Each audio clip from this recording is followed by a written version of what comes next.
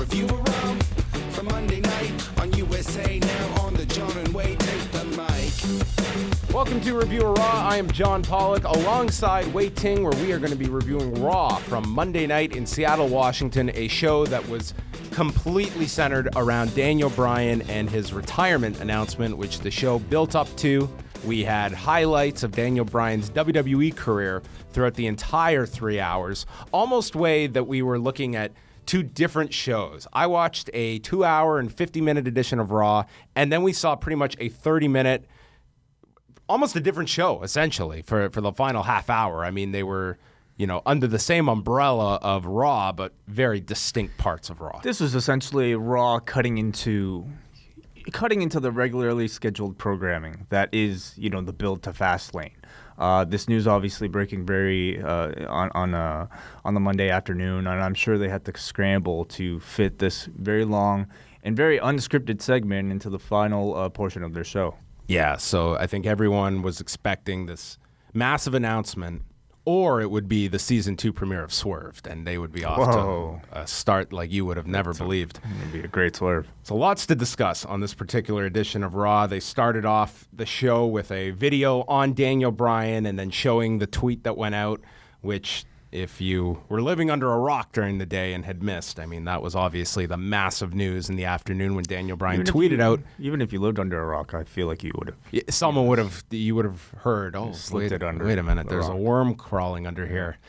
Lots of people I think there were people out there that refused to believe this, that throwing all facts out the window and real life injuries that, this has to be a storyline. It's part of the fun and sort of the paranoia.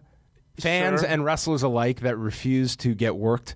Yeah. I mean, in anything in pro wrestling, you don't know what is real, what is not. And already, the moment that this was mentioned, the jokes were coming in. I sent one to you. Oh, maybe he'll show up in a salmon jacket. And tweets memes are already beginning of Daniel Bryan wearing Mark Henry's salmon jacket, hopefully teasing a swerve. But I personally thought this seemed to be legit. It didn't seem in the character of Daniel Bryan to do something like that to his fans. So we had Stephanie McMahon come out to begin the show, and we've got a contract signing immediately to start the show for the main event of Fastlane, and automatically the crowd in Seattle chanting for Daniel Bryan. And Stephanie says that the winner of the main event at Fastlane will not be facing Daniel Bryan. States that Hollywood might have Captain America versus Iron Man and Batman versus Superman, but Hollywood does not have the Lunatic Fringe versus the Roman Empire versus the Beast Incarnate. Go to hell, Marvel. No, they don't have that. No. This was what a blockbuster this would be if you could get these three onto the big screen. Ambrose interrupts, and he wants Brock Lesnar to come out. Stephanie informs Ambrose that she tells him what to do, and there is not going to be any physical altercations tonight. Boy, would she be wrong. Involving any of the participants, Reigns comes out next, and then Stephanie notes how Reigns is always trying to steal Ambrose's moment. It was a quick little subtle, slip in there to raise some tension between the two. They're not being overt about it. They're also not being extremely subtle. They're just throwing it out there, and it's supposed to build that if the two do come to blows, there will be a lot that precedes it. It's not going to be out of left field. And then Lesnar and Paul Heyman came out, with JBL noting that Lesnar is the greatest and most decorated combat athlete in sports history. Okay. I mean, in the WWE, you could make that argument. He did. He said sports history. I mean, I'm sure to somebody like Vince who doesn't watch any other sports. JBL has gotten to this thing where he will give labels out and he will leave out keywords so that it sounds ridiculous. Yeah. He would have another one later in the show. Stephanie immediately cuts off Paul Heyman before he can even introduce himself, and Stephanie is booed for this. Ambrose then signs the contract, Roman signs the contract, and Lesnar signs, and we look to have the most peaceful contract signing of all time, at least the most efficient one. They were pretty much kind of making fun of it. Roman and Dean both came out and were just like, let's just cut to the chase. Let's just actually sign this thing instead of having to go through all the typical, conflict building. Stephanie just takes the contract and leaves. Mm-hmm. And Heyman calls Ambrose the little brother to Roman Reigns, and this leads to a big fight. The highlight being a table being thrown at Roman Reigns by Brock Lesnar. Lesnar and any objects leaving the ground are usually fun, unless they are a car door being ripped off and nearly murdering a fan. That was a lot of fun. Well, for me. not for the fan. This was a far better use of Brock this week than what they had last week, which wasn't much. This week, I think they just stuck to what makes Brock Lesnar work, and that's just come in for a quick, explosive burst, laying everybody out in seconds, and he did just that. I go back to last week, and we talked about the fact that Bray was brought home with Bo Dallas, wasn't available on the show. That might have affected things. Maybe it didn't.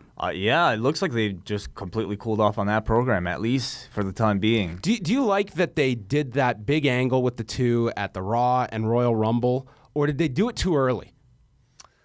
I think it was good. I think a lot of things that they tease for Mania, they'll tease at the Rumble, knowing that they have a lot of the eyeballs watching at that time, and then perhaps people tuning out in between.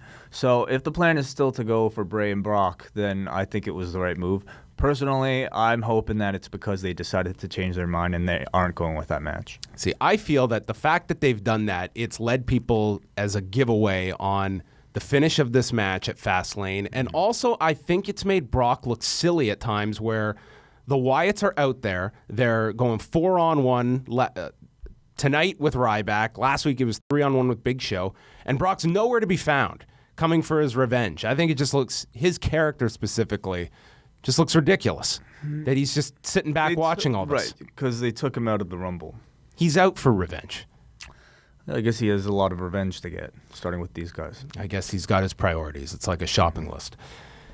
So then we move on. Triple H came out at the end of this segment. Oh, and Brock also hit an F5 to Dean Ambrose, and that was after the table being thrown at Roman and sending him to the floor. Noteworthy that he hit it on Ambrose and not Roman. Yes. Again.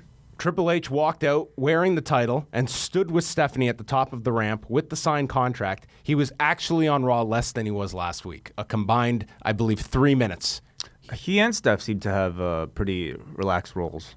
Well, Hunter, he's only the champion now, so he can take some time off. Michael Cole notes how shocked everybody was today about Bryan's tweet and promote the fact that he will be addressing the audience tonight. And throughout the night, they aired all these different videos, starting off with his debut on the very first NXT episode, where he took on Chris Jericho in 2010. It really didn't seem like that long ago. You know, when you really think about it, this guy's career was just 5 years in the WWE. And 6 years later, Chris Jericho's doing the identical angle with AJ Styles against the guy who was the big star outside of the WWE, coming in and being told he's not done anything until he's accomplished it here. Reigns and Ambrose are backstage, and Ambrose promises to get Lesnar tonight. In fact, he swears to God, confirming that the Dean Ambrose character is not an atheist. Did he say that he was? Well, he swore to God, so that... No, but did he say that he was? Well, I look at Dean Ambrose. I don't think a man that believes in a higher power, but he obviously does. Could be agnostic. Well, we'll have to ask him that. Next time I interview him, I will. That'll probably be the whole answer.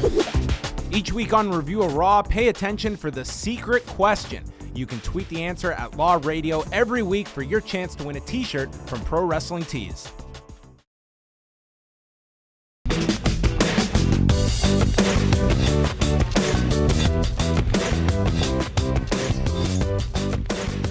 Kevin Owens and Dolph Ziggler. Week 2 of this match.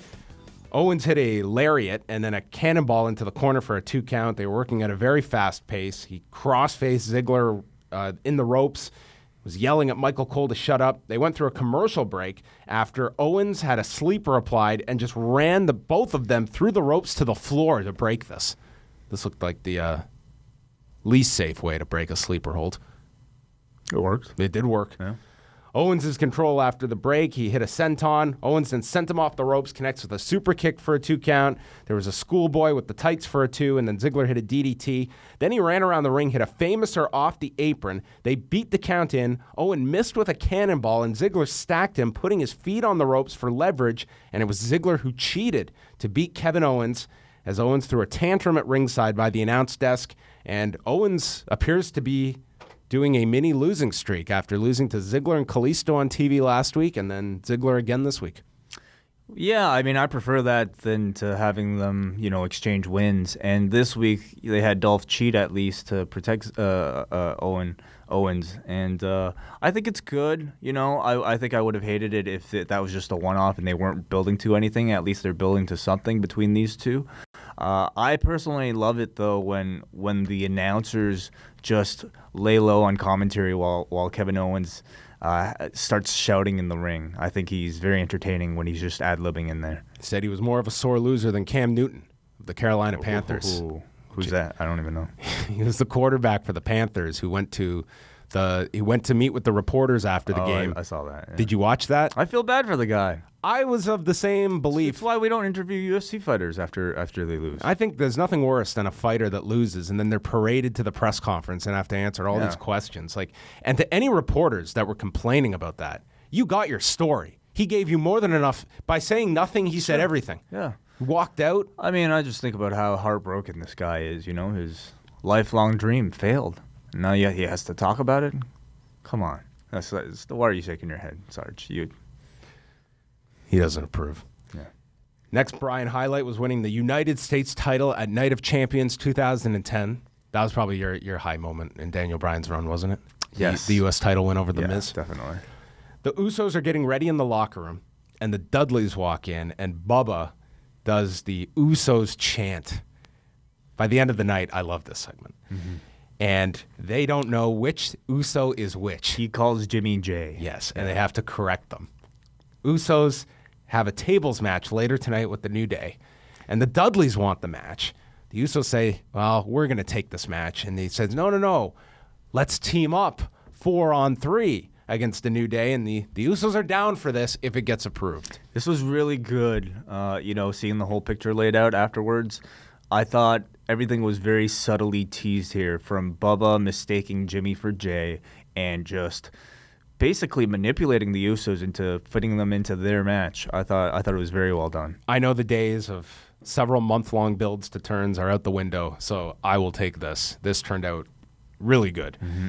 There was a highlight video for Ryback, and then they announced Charlotte and Brie Bella for Fastlane. And then we got a non-title 5-minute match with Charlotte and Alicia Fox. Charlotte was teasing the figure 8, and Fox kicked her in the ass to get her off. And it was so light that Charlotte couldn't even fake hitting the ropes off of this kick. She just stopped and just turned around and resumed.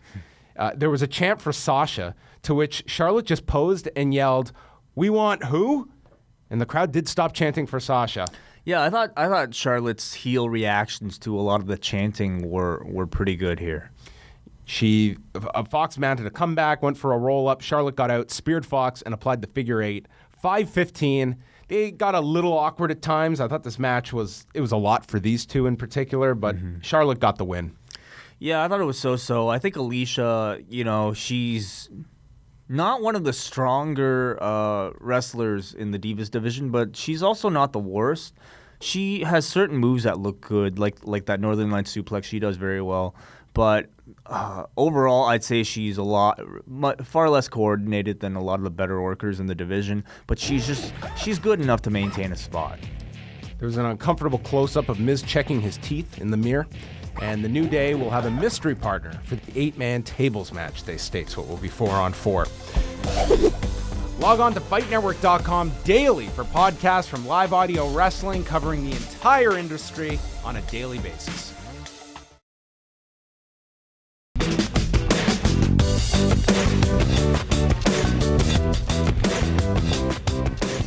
The Miz is in the ring for Miz TV. He is disgusted at the actions of AJ Styles last week and his attack on him. Thought that this was an episode of Swerved with a hidden camera in the ring on national television. And gets interrupted by Chris Jericho, who came out, had no time to put on a t-shirt. Says the people don't want to see Miz TV, they want to see the highlight reel, and we got an incredible transformation of this set. This was, the Rogers Center crew couldn't have done it this fast. This was like a 7-second switch. This was very, very fast. I bet they rehearsed this. Yeah. And suddenly we got the whole highlight reel set. And they show a replay from last week on SmackDown of The Miz having his tooth knocked out from a spinning back fist from AJ Styles, and Miz explaining that he lost 2 veneers that cost $10,000, had an audition with Spielberg. He emphasizes Steven Spielberg last week and had to have emergency bridge work done by Celebrity Dentists, which is a network show I would love to watch. Which is probably the same. Celebrity Dentists. Probably the same dentist as Ronda Rousey. I thought, again, much like last week, Miz was great here. Yeah, Miz has been really good over the past week. He cut a great promo right after this incident for WWE.com. And I'm sure that was probably much less scripted than what this probably was too. And I think he's been tremendous over the past couple weeks. I thought Miz was he was the highlight of the highlight reel. Jericho starts singing All I Want for Christmas Is My Two Front Teeth, which didn't really pick up with the audience. Miz asks if it's funny, and everyone starts chanting yes. And then Miz brings up the fact that Styles has also beaten Jericho. And Jericho admits how this has been eating him up for the last 2 weeks. They're going to have their rematch on SmackDown, and we'll find out if Styles is great. Yeah. Styles then comes out, and Miz attacks Jericho from behind. Styles then comes in, attacks Miz. Jericho sends Miz to the floor, has a stare down. Miz gets involved again. And finally, Jericho and Styles come to blows, and then Miz yanks Jericho to the floor. And we've got a 1 week build for this rematch, and I like the fact that they set it up on SmackDown. You had Raw to get ready for the rematch, and by Thursday or Wednesday in Canada, I think they've done a very good job just building this rematch to be something more than just your throwaway TV match that's announced at the beginning of the show. Yeah, I feel like they're probably setting up for a three-way between the three of them, so we probably will. It's probably not the end of the story on SmackDown between AJ and Jericho. Or you get the rubber match at Fastlane. But yeah, it seems that The Miz might get involved somehow. Yeah, I thought the segment here was very good. I think you have two of the stronger actors on the roster in Jericho and The Miz, and I thought they were both entertaining. Miz, we talked about how good he was, but I thought Jericho displayed some very good, subtle acting. As a babyface, he was trying to convey that he's upset that he lost, but is too proud to actually admit it verbally. Very good stuff, I thought, building up this rematch. And AJ still doesn't speak. No. Well, have you ever heard a pit bull talk? Maybe he'll start barking. He's going to get that muzzle, I guarantee you. Come out with a chain. Bray Wyatt and comes out to DMX already, so. That's true. We're almost there. Ryback and Bray Wyatt were next. Ryback last week came out on SmackDown with these just blank black trunks, and later clarified online that his tights were not, or his trunks weren't finished yet. And we got to see the finished version on Raw. Oh, boy. Why he decided to wear them unfinished last week, I don't know why. However, the finished version just says big guy on the back. Yes. And still got Goldberg chants, which this guy had done a very good job of eliminating. They were light, but they were certainly there on Monday. Ryback climbs to the top. He teased like he was going to do some flip off the top because Bray was way far, and then got distracted by the Wyatts, went down, and as they're going to a break, this fan is yelling at Braun and Rowan to take off their masks and show their face. He was very loud. They come back. He probably doesn't want to show. Well, we all know what they look like. He wants to know. I guess he doesn't watch. Ryback, who has been incorporating those running knees into the corner, a la Phil Brooks. Yes. Ryback then set up for the meat hook and ran right into the Sister Abigail, and Bray pinned him clean and yelled that his heart still beats. So Ryback did not die. The Wyatts circle Ryback. They attack him. Harper hits a discus clothesline. He's thrown into the apron, the steps, and then another Sister Abigail on the floor. And Ryback is left for dead. No Big Show, no Brock. He's just killed. Left for dead and left in the lower mid card of the division, it looks like. I suppose this was a bit of an attempt at a rebranding for Ryback, a rebranding, and new tights. They even showed off a new highlight video for the guy early on, and it had really just amounted to this. So, thanks. Well, Bray's the priority, and Ryback is not. They showed highlights of Team Hell No and more tweets from various wrestlers. And then the New Day are backstage wiping down a table as Renee interviews them. They have not chosen a partner as of yet. Compares themselves to the Denver Broncos as the champions. And then they sing as they wipe down this table. Ambrose vows to get a piece of Brock Lesnar. Apparently, when Xavier Woods handed his calculator to Renee, he handed it upside down. And apparently he had typed in boobies. Wow. into the calculator. Wow. Yeah, So somebody on Facebook. He has reached my level of maturity when I was 7. I mean, That was the I big don't- thing. You could type boobless. Somebody on Facebook sent this to me, and I couldn't believe it because, like, even in HD, I don't know how somebody could have caught this. Well, did he have a close-up of it? He did. Oh, so you confirmed. Yeah. Very responsible of you. Ambrose is with Reigns and vows to get a piece of Brock. God's will. Reigns suggests they do it together, but Ambrose says he doesn't need his help and says how Reigns has faced him in the past. Tonight, Brock is his. Then Titus comes out, followed by the Social Outcasts, and Adam Rose calls himself the Radical Mongoose. They're trying very hard, maybe too hard. Yeah. Well, this match was just ungodly to listen to from JBL. He must have yelled hashtag and Mongoose 10 million times. This was maybe my most aggravating called match of the year. That's a new category I'm adding. Okay. This was nails on a chalkboard for me to listen to the commentary. I was just bored. I mean, this was Titus O'Neil versus Adam Rose with no reason for it. It was definitely a slower part of this show. The Outcasts pulled Adam Rose to the floor. Titus came down, knocked them all over, clotheslined Heath off the apron, and this allowed Adam Rose to schoolboy him from behind, and Adam Rose pins Titus O'Neil in 3:18. And the sore loser, Titus O'Neil, attacks them after the bell. What a jerk. What kind of a role model is he? What kind of a father? It's not a father figure. Should be acting. Yeah. At this point, I know that there are probably a lot of people tuning into this edition of Raw just to see the Daniel Bryan stuff.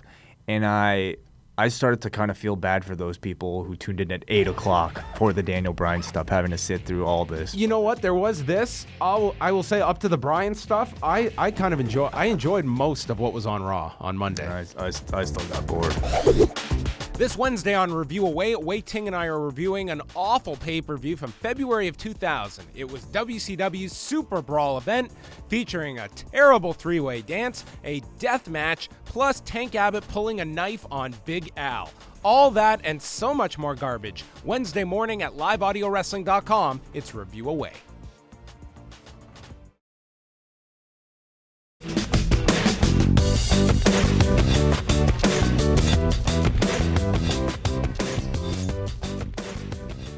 They show Bryan beating John Cena at SummerSlam 2013. They omitted the Randy Orton cash-in immediately afterwards.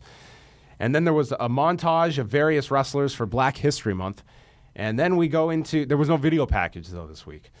Dean Ambrose comes out, and he starts trying to call out Brock Lesnar. And I say try because Brock didn't seem interested in this at the beginning.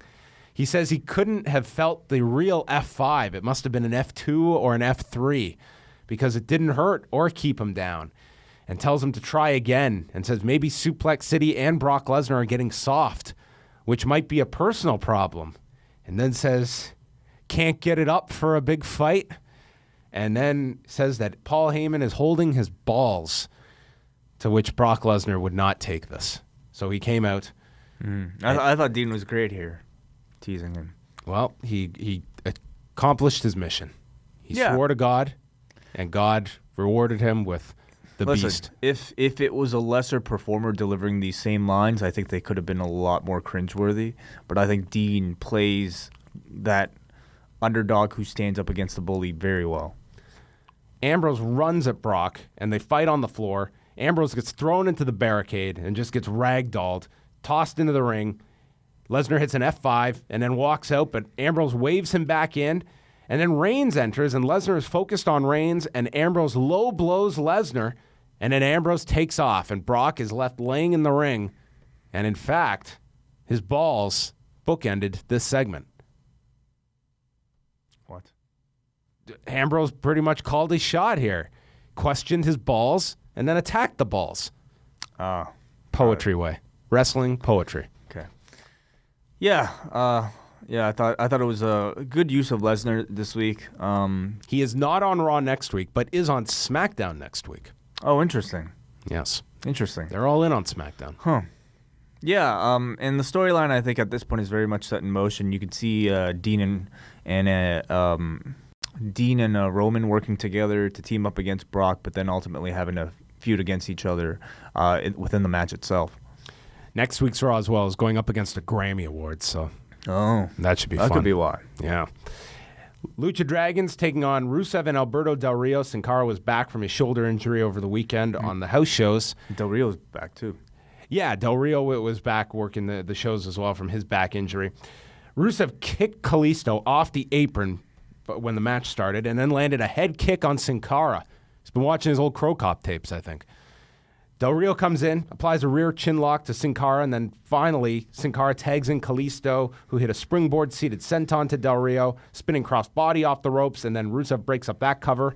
Sin Cara then hits a suicide dive to Rusev, and then Del Rio stops the Salida del Sol and places Kalisto on the top turnbuckle, follows with a running enziguri as Barrett distracts Kalisto from the apron.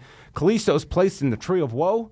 Del Rio climbs up to the top, hits the double foot stomp, and pins Kalisto. Yeah, he took forever. He really milked this. Kalisto looked like a real piece of crap here.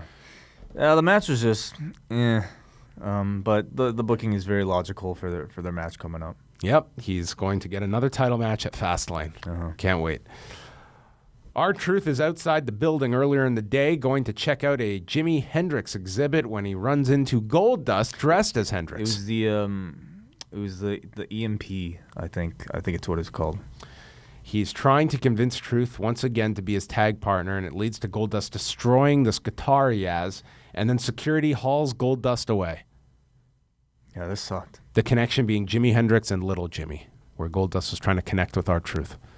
Yeah, this was really bad. So this is like the most long-term story we're getting on television. It's this build-up. This has been like a month long. They've been teasing this. What a payoff it will be. The golden truth. Then we had Sasha Banks come out for commentary, and they announced Becky and Sasha against Naomi and Tamina at Fastlane. That is our match. And we had Becky Lynch taking on Tamina. Tamina getting her own music and Titantron video. I had to go back. Do you know the last time Tamina won a singles match on television?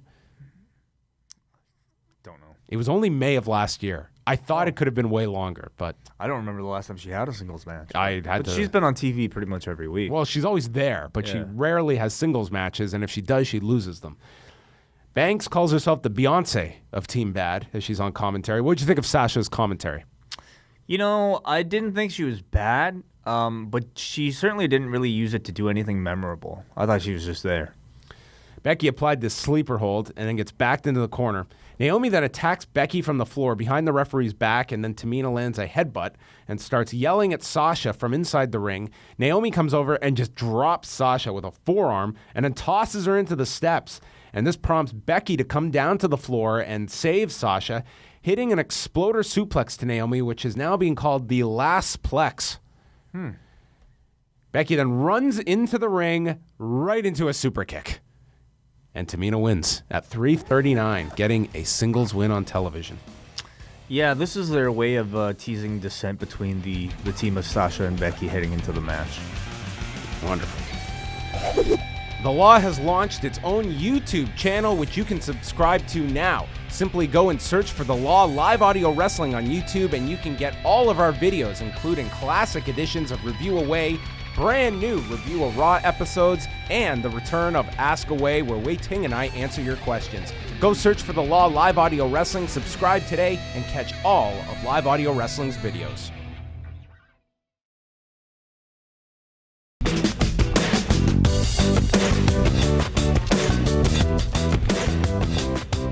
The New Day is backstage, and they're speaking to someone off camera, and they hand him a unicorn headband, and it is Mark Henry, who places the unicorn head on and then starts playing the trombone badly and then is dancing around with Big E, and he will be the mystery partner. Not so mysterious any longer. So we're our tables match here with the New Day and Mark Henry against the Usos and the Dudley Boyz. So Henry is, last we heard, a babyface who is teaming with heels. I guess so.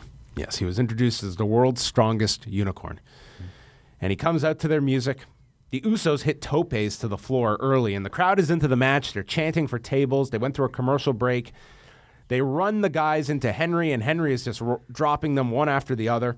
and then starts yelling at New Day to not tell him what to do. And this upsets Mark Henry, who walks out on the New Day. And then the faces attack the New Day. They do a double what's up spot with Devon and Jimmy coming off the top. Then they bring the tables in, crowd very much into the match. Big E hits a belly-to-belly to Bubba, and then the Usos come back with double super kicks to all 3 members of the New Day. They place Woods onto the table, and then Big E makes the save. The Dudleys return, and it's the Dudleys who grab Big E and hit the 3D, putting Big E through the table to get the win. And Jay is seen limping here after being brought off of the top turnbuckle, and the 4 are celebrating their win when all of a sudden Bubba attacks Jimmy out of nowhere, and then they drop Jay. They hit a 3D to Jimmy through the table. The crowd is chanting one more time, and then ECW, and then they powerbomb Jay through the table off of the turnbuckle, and Bubba is yelling, "This is all because the Usos sought out their signature match. How dare you have a tables match without us?" And Bubba yelling, "Do you know who we are? We are the baddest tag team on the planet." I thought this turn was executed so well. It came out of nowhere. This was like to me, it was, everyone was waiting for this Daniel Bryan thing. This big angle came at the last possible time you expected it, where we were just moments away from Bryan's big segment. I thought this was well done. I think the Dudleys are so much better in a heel role. They had their reasoning for doing this, and it was the exact same thought when that graphic came up, when you saw the Usos and the New Day in a tables match. You think, that's weird. Why is there a tables match without the Dudleys? Sure. I thought this was done very well for a one-night turn, and it puts the Dudleys, gives them new life in this tag division. Definitely, and it injects new life into the whole gives the Usos thing. A program. Yeah, the whole tag team division. So very happy about this, mainly because we're going to get to see a heel Bubba Ray Dudley, which I think is his strongest work, and I think will really impress a lot of people the more he gets to speak. So match was good. Usos are great. Dudleys are great. And I'm looking forward to whatever programming they have. Then I don't. What do you think is up with Jay? Do you think that was legit? His leg? It was very hard to tell. I mean, he was perched on the top and then got yanked down. You hope it wasn't anything too serious, and hopefully it was just. This is about the time he injured himself last year, wasn't it? Right. Well, it was. He ended up working through Mania with that bad shoulder injury. You're right, and then they had to pretty much not even involve him in that match. You're right. He was selling it significantly, and it's not like that played into anything afterwards. Yeah. He didn't need to be selling it, so he must have probably at the very least tweaked it. So hopefully he's okay, or he was just doing a tremendous job. You can keep the conversation going 24 hours a day on Twitter, Facebook, and Instagram at Law Radio, and you can also join the official Law message board at lawradio.proboards.com.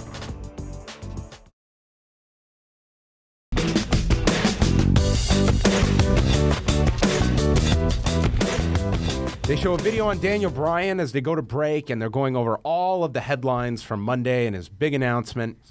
And then Bryan comes out for the final segment of the show. They did a great job, by the way, of rounding up all the media and all the tweets and all the coverage this news received today. Or it was us.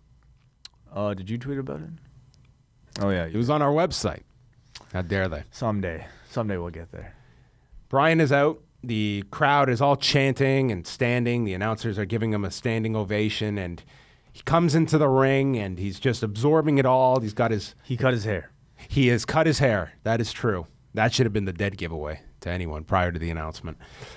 He got his eyes were shut in the ring as everyone's chanting his name and chanting yes, and says that he just closed his eyes so he could feel this moment. It was really interesting. We've seen retirements, we've seen people come up for these types of speeches before, but never somebody coming out and just closing their eyes and in silence for what seemed like a very long time in there. And now we know he was practicing mindfulness. Yeah, it could have been that, or he could have got something in his eye. That would have been awful if it was he had some. Maybe he fell asleep. Some baby oil or something. Could you imagine a legit narcoleptic wrestler that could just fall asleep at any time? I think that would be very dangerous. It would be very dangerous. Mid-suicide dive? I can't believe that gimmick has not occurred yet, actually, to be honest. Of all the crap that we're going to review on Wednesday. Narcoleptic wrestler? Yes. I feel like somebody's probably done it. Yeah, and that can explain his losses. Or if it was a giant and he fell asleep on a... Like, that should have been Crash Holly's gimmick, was that he could just fall asleep at any time, 24/7 No, gimmick. that's a bad joke, man. That's a really bad joke. Oh, I didn't even mean it like in that. I was saying when he had to hold the hardcore title, he had to defend it 24 hours a day, and here's someone that falls asleep. All right, we're done. They cut to, man, the director's job here was to find every person crying in the crowd, and they found a number of them. There were women crying. There was this kid in tears, and he jokes about the elephant in the room cutting his beard and states that he just wanted to cut his hair, and his beard looked ridiculous as a result, so he had to cut the hair as well. And noted the charity that he got this done for, Wigs for Kids, that he wanted to make a mention of, and it's this charity that provides hair for children that have been diagnosed with cancer and give it to them free of charge. This is the nicest man on the planet. Oh my God. Like, I hate to call these types of things promos, but like, there's no, like, there's no better, there's nothing else you could say to make a guy like more likable than something like that. It's impossible to dislike him. He then gets into his whole retirement announcement. He states how he's been wrestling since the age of 18, and within the first 5 months of his career, he had 3 concussions, and then got a number of more concussions along the way, and now he can say he's had a lot of concussions. He mentions all the various tests in which he did pass, but then had a test a week and a half ago, and it showed that his brain may not be okay. He states how he wants to have a family, and this prompted the crowd to chant yes at the idea of procreation in the Danielson household.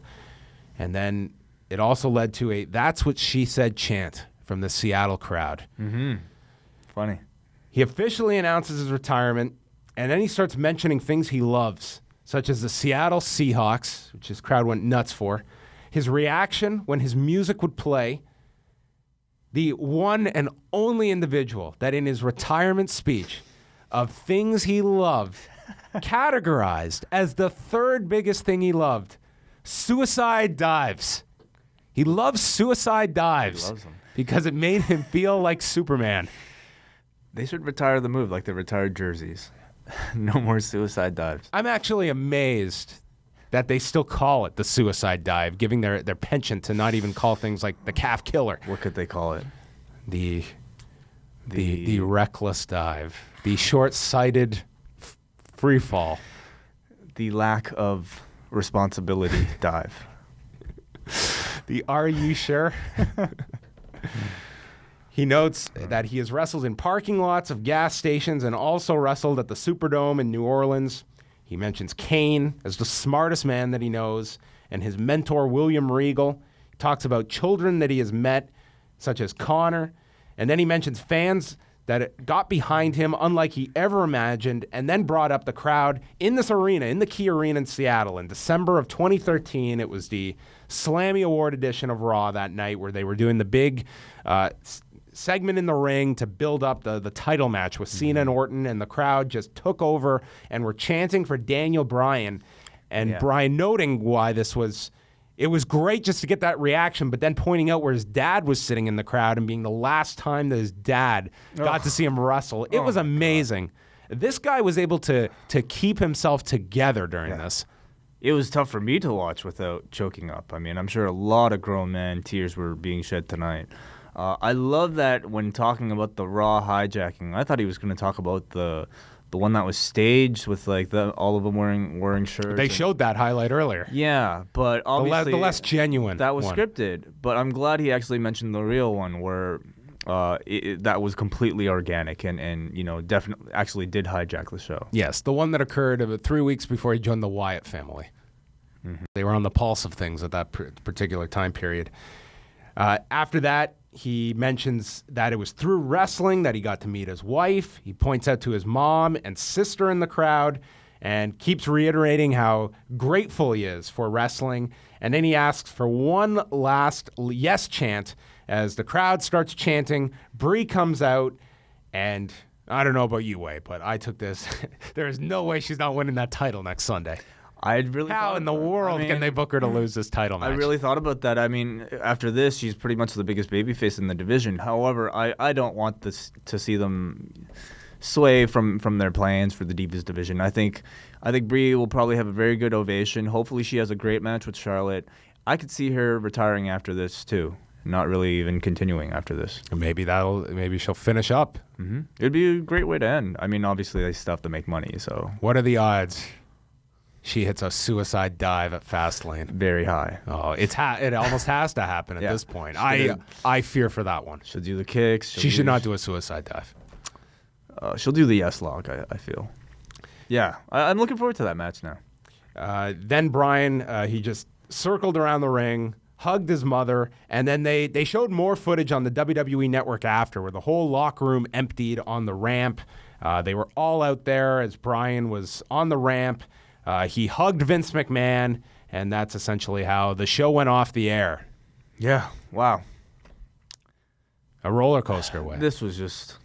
It was a beautiful segment of television. I thought so incredibly genuine, and Bryan Danielson, this individual, is just the perfect personality to deliver these very genuine emotions. I thought one of the best bits of pro wrestling TV I've ever seen, one of the best bits of TV I've seen in recent year.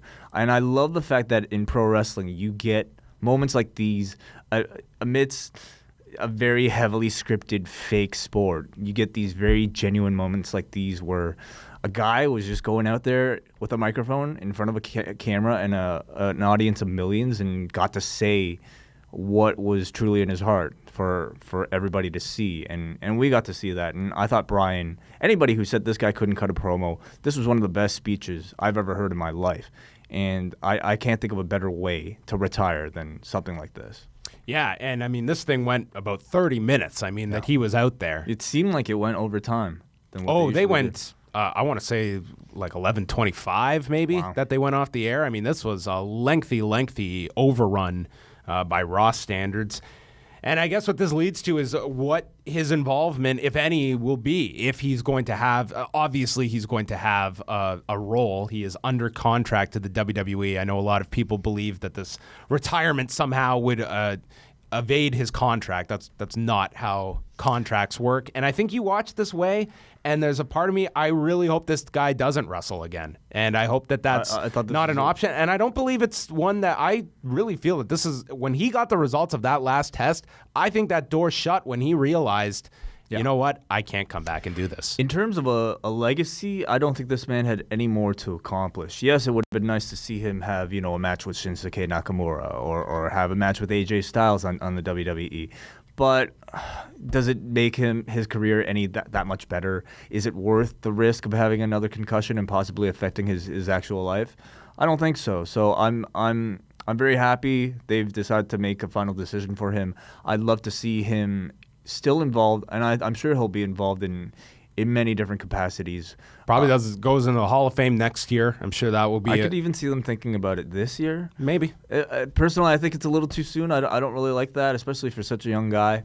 I think you give it, especially since this was essentially his Hall of Fame speech. Yeah. You don't really want to double it up so soon. I'd like to see it next year too. They probably also have their class locked in at this point. Yeah, but it opens up certainly a role for him at WrestleMania. Do you see him being involved in in a managerial role or something like that?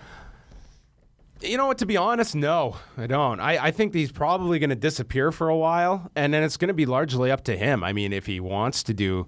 I mean, the idea of him, going into a training role, I mean, it'll largely depend, if he can do it. Yeah, there's that. I mean, there's the idea that training might not be an option for him, at least a hands-on one in the ring. The announcer role has been thrown his way, which he's never really shown much interest to. I don't know if that's going to be an option for him. I mean, there's always your GM kind of role, but I think a lot of it too will depend on the fact of if Brie stays with this company long term, and if not, I don't know if this guy will want to be going on the road every week and doing something where he's on TV each week. Total Divas. Well, Total Divas will of course be. I mean, this will be the entire season 5 is Daniel Bryan life after wrestling. I can't wait to see all this play out on Total Divas next season. Oh boy. That's that will be if you download the audio version of Review of Raw. We can get the latest on Total Divas from Wei Ting. That's going to wrap up this week's edition of Review of Raw. And man, talk about the extremes that wrestling presents. We got this incredible Raw, especially final 30 minutes. And then Wednesday, we get Super Brawl 2000 on Review Away. Were there any moments that came close to this? Just as emotional, just as tear-inducing at times. You did cry for both. We are reviewing WCW Super Brawl 2000. Yes. Featuring... that was actually the number of performers that worked the show. 2,000 performers, yeah. About 2,000 matches. Featuring a match in which Tank Abbott pulls out a knife in a jacket on a pole match. If it sounds confusing, you'll see. It's even better. Yeah. We also get a fight over the intellectual property of Harlem Heat. We have an awful three-way main event. A main event title match that went all of 7 minutes and 50 seconds. We're going to get Hulk Hogan in the total package. It was WCW at their worst in 2000. And they still had 13 months to go. The free fall was in full effect at Super Brawl 2000. So that's coming up Wednesday. Also, go search for the Law Live Audio Wrestling on YouTube. Subscribe to our new channel. Lots of video content that is up there, including our classic review of WrestleMania 4. Ask Away is back. Lots of different videos you can check out on pretty much a daily basis. Also go to liveaudiowrestling.com, subscribe on iTunes, and you can catch Review of Raw every Tuesday here on Fight Network.